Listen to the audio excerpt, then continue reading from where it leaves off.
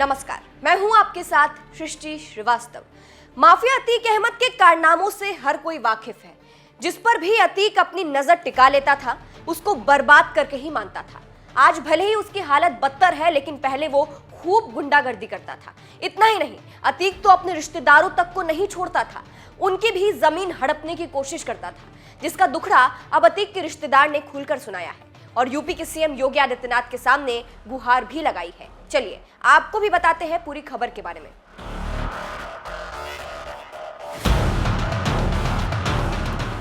दरअसल अतीक का रिश्तेदार अब खुलकर सामने आया है और उसने अतीक के कारनामों का खुलासा किया है। इतना ही नहीं, उसने तो अतीक के खिलाफ मुकदमा भी दर्ज कराया है। रिश्तेदार का नाम जीशान अहमद है। जनसत्ता की एक रिपोर्ट के मुताबिक अतीक अहमद के रिश्तेदार जीशान अहमद ने बताया है कि कैसे अतीक ने उसकी जमीन हड़पने की कोशिश की और धमकी तक दी।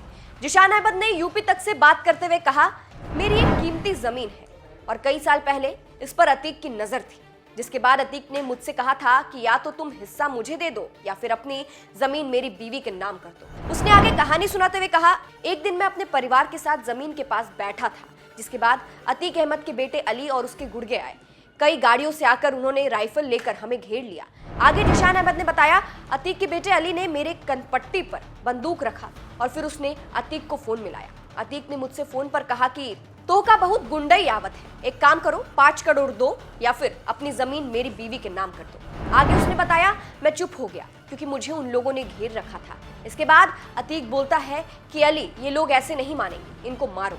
आगे जीशान अहमद ने बताया कि उन लोगों ने मुझे मारना शुरू कर दिया और फिर मेरे परिवार और करीबी का उनसे झगड़ा होने लगा और वो लोग हमें मार रहे थे। उसका वीडियो भी है। फिर मैं भागा, लेकिन अली और उसके गुर्गों ने गोली चला दी, लेकिन मैं बच गया।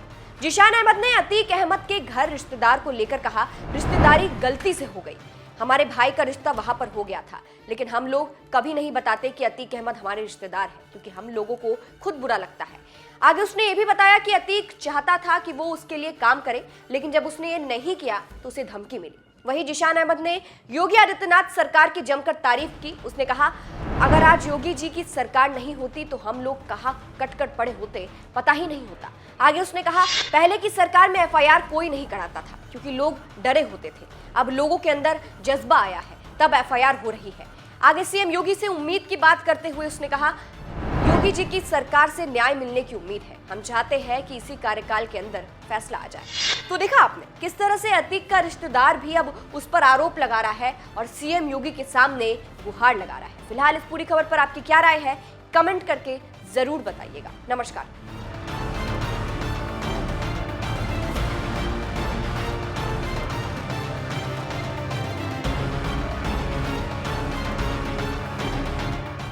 और मैं इस पूरे हाउस को इस बात के लिए आश्वस्त करता हूं कि जीरो टॉलरेंस की नीति के तहत सरकार जो कार्रवाई अब तक करती रही है उसके परिणाम भी बहुत शीघ्र सामने आएंगे, कोई संदेह नहीं होना चाहिए। लेकिन जो ये अपराधी हैं, जो ये माफिया हैं,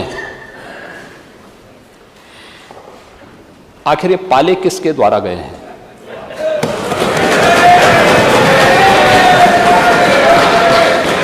बात जवाब आ जाए। ये जब अभी आपका नाम तो नहीं जाएगा, आपने के खिलाफ जवाब आ जाए। जिस माफिया के खिलाफ जो भी हो, किसी का नाम तो नहीं है ना, किसी का नाम तो सच नहीं कि समाजवादी पार्टी ने उन्हें सांसद बनाया था, ये सच नहीं है। आप अपराधियों को पालेंगे, प्रदेश पार्टी जिस किसी भी पार्टी का रहा हो, बताइए क्या अपराधी नहीं था? किस पार्टी का था? किस पार्टी का था? आप सारे अपराधियों को पालेंगे, उनको माल्यार्पण करेंगे और उसके बाद तमाशा बनाते हैं आप लोग।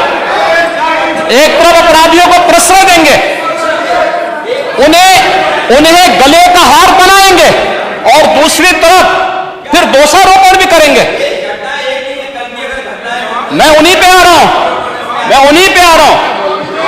उन्हीं बातों पे चर्चा करने के लिए आ रहा हूं। हमारी पार्टी में आप बताइए किस पार्टी का सदस्य है? क्योंकि बहुजन समाज पार्टी से आपकी दोस्ती है, इसलिए बहुजन समाज पार्टी का नाम नहीं ले रहे आप। हम भी उन्हीं बातों पे कह रहे हैं। क्या ये सच नहीं कि जिस अतीक अहमद के खिलाफ पीड़ित परिवारों ने मुकदमा दर्ज कराया उसके परिवार के खिलाफ, वह समाजवादी पार्टी के द्वारा पोषित माफिया है और उसकी कमर पर तोड़ने का काम हमारी सरकार ने किया है।